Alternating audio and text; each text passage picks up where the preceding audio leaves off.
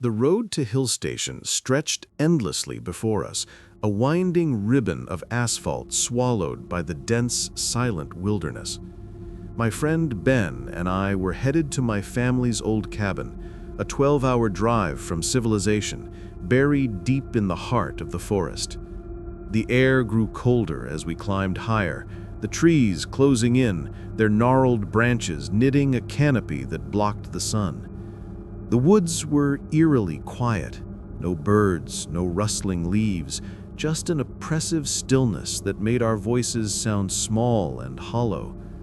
"Man, this place is creepy as hell," Ben said, his eyes scanning the shadowed forest as he gripped the steering wheel.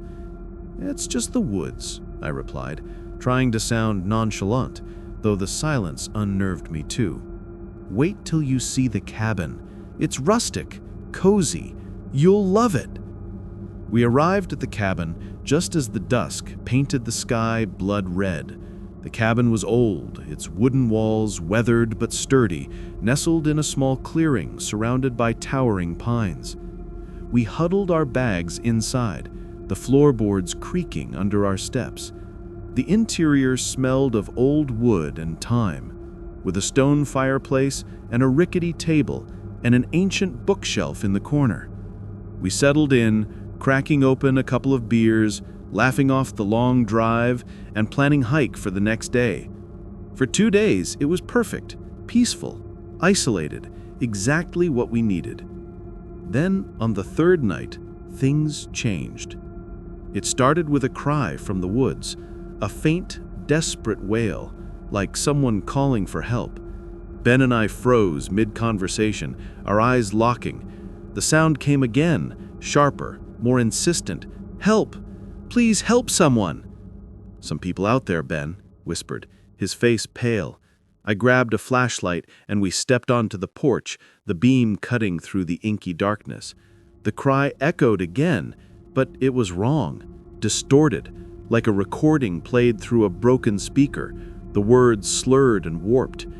We ventured a few steps toward the tree line, the flashlight shaking in my hand, but the voice seemed to shift, coming from deeper in the woods, then closer, then everywhere at once. It was not human. It could not be.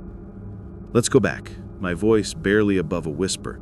Ben nodded, and we retreated to the cabin, locking the door behind us.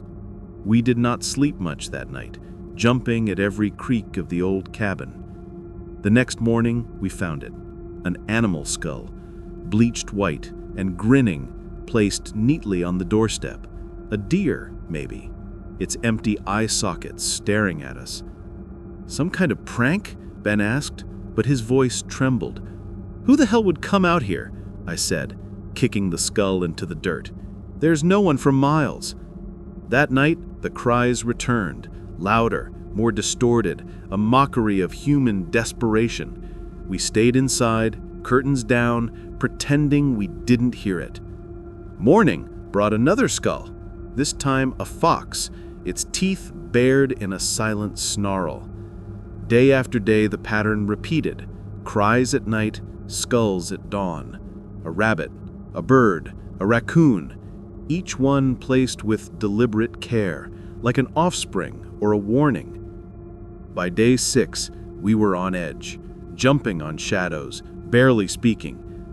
I was pacing in the cabin, trying to shake the dread that clung to me like old clothes, when my eyes fell on the old bookshelf in the corner. Something about it drew me in, a nagging curiosity. I ran my fingers along the dusty spines, most of them crumbling novels and field guides, until one book, bound in cracked leather, fell to the floor with a thud. I picked it up, heart pounding. The pages were yellowed, scattered, filled with scrolled handwriting of the cabin's previous owner, an old man named Elias. It was a journal detailing his years living here. Most entries were mundane, weather reports, hunting trips, but as I flipped toward the end, the tone shifted. "Found another skull today." One entry read, "Deer, right at the door, like the others. The woods are too quiet. Something is watching." My stomach twisted as I read on. The entries grew frantic, describing cries in the night, distorted voices mimicking human pleas. "It's not a person," Elias wrote. "It's something else. It knows I'm here. It wants me gone." The final entry sent ice through my veins. This morning, a human skull. Not flesh, just bones, grinning at me. "I'm leaving tomorrow. If I stay another night, I won't wake up." The journal ended there. Nothing more. Maybe Elias escaped, or maybe he didn't. I showed the journal to Ben, and we sat in stunned silence, the weight of it suffocating. "We need to leave," I said finally. "Tomorrow, first light." Ben nodded, his face ashen. "Yeah, no way we're staying another night after this." But we didn't make it to tomorrow. The next morning, day 7, we woke up to a new skull on the doorstep. Not an animal, a human skull, its jaw hanging open as if frozen in a scream. My knees buckled, and Ben swore, voice cracking. It wasn't a prank. Whatever was out there, it knew we had read the journal. It knew we were planning to leave, and it was not going to let us. We scrambled to pack, throwing clothes and supplies into our bags, our hands shaking. "We leave now," I said. "We will hike to the main road if we have to." We rushed to the car, hearts pounding, only to stop dead in our tracks. The tires were slashed, deep gashes tearing through the rubber. The air felt thick, the woods watching us, the silence deafening. It knew. Whatever it was, it had been one step ahead of us the whole time. "Grab the bags," Ben said, his voice low. "We walking now." We slung our bags on our shoulders and stared down the dirt path, the cabin shrinking behind us. The forest seemed to close in, the trees leaning closer, their branches clawing at the sky. Every snap of a twig, every rustle in the underbush made us flinch. The cries stared again, faint at first, then louder, circling us. "Help me. Please help me." "Keep moving," I hissed, my heart hammering. Ben, face slicked with sweat, his eyes wild. We had been walking for hours, the path twisting endlessly, when I realized something was wrong. The trees looked familiar, too familiar. "Ben," I whispered, stopping. "We are going in circles." He looked around, his breath ragged. "That's impossible.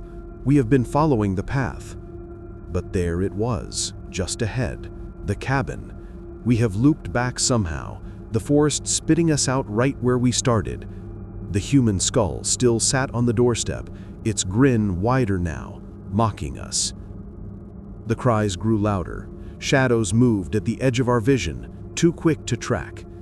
The air grew heavy, like a storm was about to break, but the sky was clear.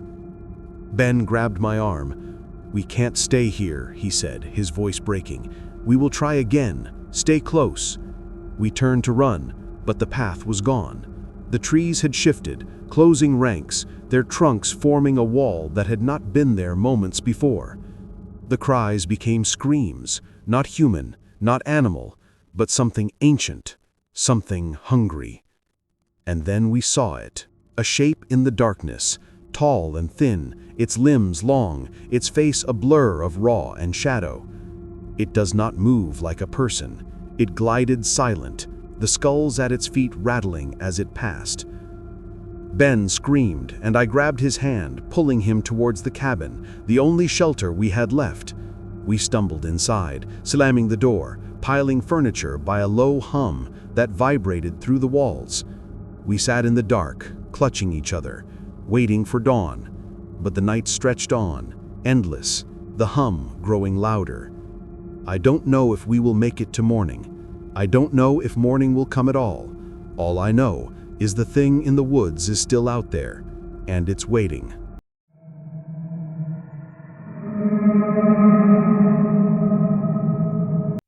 The four of us, me, Jake, Sarah, and Mike, piled into Jake's beat-up sedan, the kind of car that rattles like it's gone to grudge against the road. It was a crisp October night, the kind where the air bites your skin just enough to keep you awake. We were headed to the cabin deep in the woods for a weekend of cheap beer, bad decisions, and maybe a campfire if we could figure out how to start one without burning the forest down. The vibe was electric. All of us were hyped up, laughing too loud and arguing over whose playlist was trash. Jake was driving, one hand on the wheel, the other gesticulating wildly as he told some dumb story about a bar fight he swore he almost won. Sarah was in the passenger seat, swatting Jake arm to shut him up. Mike and I were in the back, passing a bag of chips and making fun of Jake's driving skills. The woods were dark, the kind of dark that swallows your headlights and make you feel like the world ends just beyond the beams. The trees loomed like silent gaints, their branches clawing at the sky. We did not care, though, too caught up in the moment, the music blaring, the windows cracked just enough to let the cool air whip through. "Yo, turn it up!" Mike yelled, as some old-school punk song came on, and we all screamed the chorus, off-key and obnoxious. Then it happened. A sickening thud. The car lurched as Jake slammed on the brakes, tires screeching against the gravel road. We all jerked forward. The music cut out like it knew something we didn't. What the hell was that? Sarah's voice was sharp, her phone forgotten in her lap. Jake's hands were white-knuckled on the wheel, his eyes wide in the rearview mirror. I hit something, he stammered. Felt big. We sat there for a second, hearts pounding, the silence louder than the music had been. Probably just a deer, Mike said, but his voice wavered, like he did not believe it. I leaned forward, peering through the windshield. The headlights lit up the road ahead, but there was no shape, no movement, just an empty stretch of gravel and the endless wall of trays. "We gotta check," I said, though every part of me wanted to stay in the car. Jake nodded, his jaw tight, and we climbed out, the doors slamming louder than they should have in the quiet night. The air was colder now, sharp with the smell of pine and something else, something metallic. We walked to the front of the car, our flashlights cutting shaky beams through the dark. What we saw made my stomach twist. Blood, a lot of it. It was smeared across the road in this grotesque arc, glistening wet under the headlights. Chunks of something, flesh maybe, were scattered in the gravel, but there was no body, no animal, nothing to explain the mess. "What the fuck?" Mike whispered, stepping back like he could unsee it. Sarah gagged, covering her mouth. "That's not a deer," she said, her voice barely audible. Jake crouched down, shining his light on the blood. "There are no tracks, no drag marks. Where's the body?" We stood there frozen, the woods pressing in around us. The silence was wrong, too heavy, like the forest was holding its breath. "Let's get back in the car," I said, my voice sounding braver than I felt. Nobody argued. We scrambled inside, locking the doors like that would help. Jake started the engine, but none of us knew what to say. "Maybe it was already dead," Sarah offered, but even she did not sound convinced. Like roadkill or something. "Then where's the damn body?" Mike snapped, his usual chill gone. Jake just shook his head, pulling back onto the road. "Let's just get to the cabin. We'll figure it out there." We drove in silence, the fun spirit gone. The blood was all I could think about, too much for a deer, too fresh, too deliberate. I kept glancing in the windows, expecting to see something in the trees, but there was nothing, just darkness. About 10 minutes, the car felt heavier, like the air itself was pressing down on us. Sarah was fidgeting, Mike was staring at his hands, and Jake's eyes were glued to the road, like he was afraid to look anywhere else. Then it came. A deafening bang on the roof, like someone dropped a boulder on the car. We all screamed, the car swerving as Jake fought to keep the car in control. "What the hell was that?" Sarah shrieked, twisting to look up at the ceiling. Before anyone could answer, something wet started dripping down the windshield, thick, dark, and red. Blood. It poured in the rivulets, spreading across the glass, pooling in the wiper tracks. Jake hit the wipers, but they just smeared it, making it worse. Oh my God, Sarah was chanting, her hands shaking as she clutched the phone. "Stay in the car," Jake yelled, though no one was dumb enough to get out. The blood kept coming, seeping through the edges of the windows, trickling down the sides of the car. It was everywhere, the smell choking us, coppery and warm. Mike was hyperventilating in the back, muttering, "This is not real, this is not real." I grabbed his shoulder, trying to snap him out of it, but my own heart was hammering so hard I thought it burst. "What do we do?" Sarah's voice was a sob now. Jake's hands were trembling on the wheel. "We keep driving," he said, but it sounded like he was trying to convince himself. We are not far from the cabin. We get there, we lock the doors, we call for help. But the blood did not stop. It was pooling on the floor now, soaking onto the mats, sticking to our shoes. I looked up at the roof, half expecting something to crash through, but there was nothing, just the sound of dripping, steady and relentless. Then we heard it, a low, guttural sound, like a growl, but not quite. It came from above, from the roof, vibrating through the metal. Something was up there, something heavy. "Jake, try faster," I said, my voice barely a whisper. He floored it, the car lurching forward, but the thing on the roof did not budge.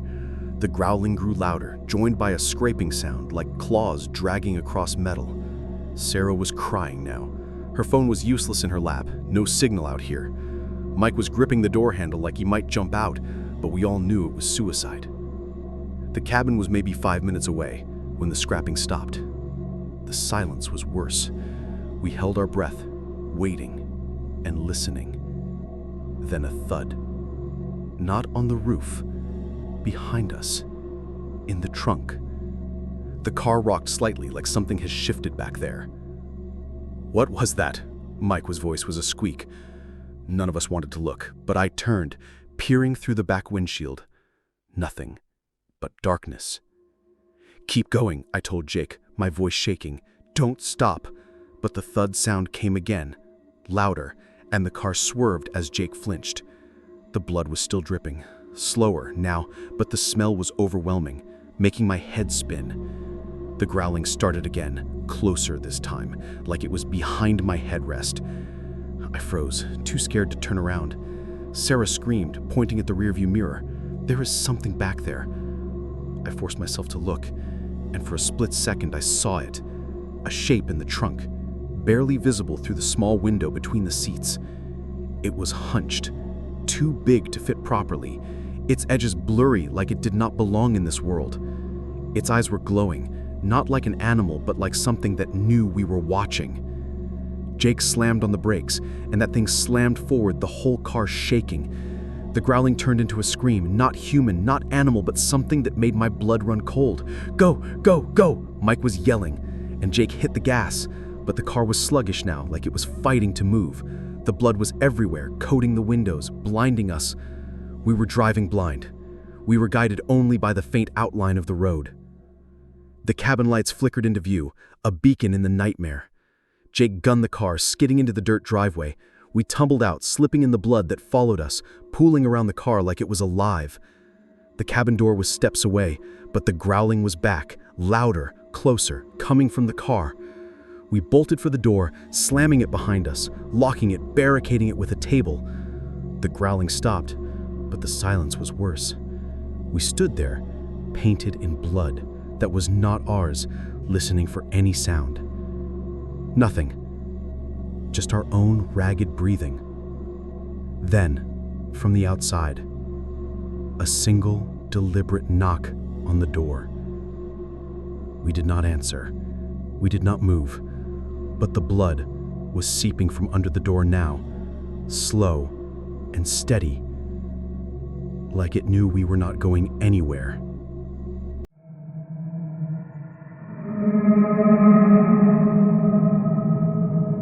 It was a rainy Friday night when I noticed him for the first time. I had just moved into a new apartment 2 weeks earlier, one-bedroom place on the second floor of a small building. Not fancy, but cozy. A big sliding glass door in the living room looked out over a small courtyard shared by the complex. That night, the rain poured steadily, blurring the view like a foggy dream. I was working late on my laptop, the TV playing something in the background, when I caught movement outside. I glanced up. A man stood in the courtyard, near the far wall, just standing there. No umbrella, soaked. His face was tilted slightly upward, as if staring at the building. I leaned toward the glass. He didn't move. I waited, thinking maybe he was a neighbor, or maybe someone got locked out. But something felt off. The way he was standing, too still, too intentional. After a minute or two, I looked away. When I looked back, he was gone. I didn't sleep well. The next night, around the same time, he was there again, standing in the same spot, same posture, soaked, staring. But this time, he was facing me, right at my unit, at the glass door. I turned off the TV and stood slowly. He didn't react, just stood there, arms limp at his sides, rainwater pooling at his feet. I watched him for a long time. Then, just before I reached for my phone, he walked away, disappearing into the darkness beyond the courtyard lights. I didn't call the police. I don't know why. Maybe I thought I imagined it, or maybe I didn't want to explain it without sounding crazy. But I kept the lights on that night. Sunday was quieter. I didn't see him all day. No rain either. By nightfall, I told myself it was probably nothing. Some guy passing through, maybe a lost tenant or someone drunk. At 11:34 p.m., the rain started again. At 11:42, he returned. This time, he was closer. Instead of standing at the far end of the courtyard, he was halfway across, still, watching, like he'd moved forward just a bit each night. And for the first time, I could see his face, or rather, the lack of it. His face was wrong, blurred like a bad camera image. No detail, no expression, just pale skin, smeared shadows where the eyes and mouth should be. I backed away from the glass, and that's when he moved, a single step forward. I closed the curtain and locked the door, heart pounding. I paced the apartment for hours, checking the door over and over. But when I finally opened the curtain again, he was gone. Monday, I went to the building manager, told him there was a man hanging around the courtyard at night. He checked the security footage. At first, I thought maybe I'd finally get proof, but there was nothing. No one in the footage, not on Friday, not Saturday, not Sunday. Just grainy video of an empty, rain-soaked courtyard. I asked him to double check. He said, "I did. There's no one out there." That night, I didn't open the curtain. Didn't want to see if he'd gotten closer. But sometime around 1 a.m., I heard a sound that made my stomach turn. A slow slide. The sound of the glass door opening. But I had locked it. I knew I had locked it. I shot out of bed and ran into the living room. The curtain was still closed, but the air felt cold. I grabbed the curtain and flung it open. The door was open by 2 inches, just enough for someone to have slipped inside. I turned every light on, searched the entire apartment, checking closets, behind the shower curtain, under the bed. Nothing. I locked the door again, double-checked it, sat in the corner of the room until the sun came up. The next morning, I bought a metal rod for the sliding door, jammed it in place. Ordered a camera too, one of those indoor ones that records motion. That night, I checked the door at least a dozen times. The rain came back around midnight. I didn't open the curtain, but I watched the live camera feed on my phone like a hawk. At 2:13 a.m., motion detected. The alert popped up and I tapped it immediately. The feed opened, and there he was, right up against the glass. His face nearly pressed to the door, pale skin distorting against the surface. No eyes, no mouth, just that warped gray flesh. His hand lifted slowly, dragging fingers down the glass. The metal rod didn't move. The doors stayed closed, but on the feed, the camera glitched. Static, then clarity, then more static. And for half a second, the image showed him inside the room, just standing in the corner, watching me. Then it cut out. I yanked the rod out and threw the door open. No one there. The rain blew in, cold and sharp, but no footsteps, no trace. I left that apartment the next morning, packed the suitcase, and drove to my brother's house in the suburbs. He didn't ask questions, just gave me a place to sleep. That night, it didn't rain, and for the first time in days, I slept. I thought maybe it was over, until the next week, when it rained again. I was alone in the house. My brother and his wife had gone out to dinner. It was around 10 p.m. when I got the notification. Motion detected, living room camera. I froze. That camera hadn't been set up in my brother's house. It was from my apartment. The feed was still active, and I watched as the door, the sliding glass door I had locked 100 times, slowly slid open. Rain blew in, the curtain fluttered, and then, from the edge of the frame, a pale hand, followed by a blurred face. He stepped into the apartment, slow, calm, as if he had all the time in the world, and then he turned, not toward the camera, but toward me, as if he knew I was watching, and he smiled. Or I think he did. I don't really know, because the feed cut out. I haven't opened the app since. I don't look out glass doors at night, and I haven't slept when it rains, because now I don't think he's tied to the apartment. I think he followed me. And if you're watching this, if it's raining right now, check your windows. He gets closer every night,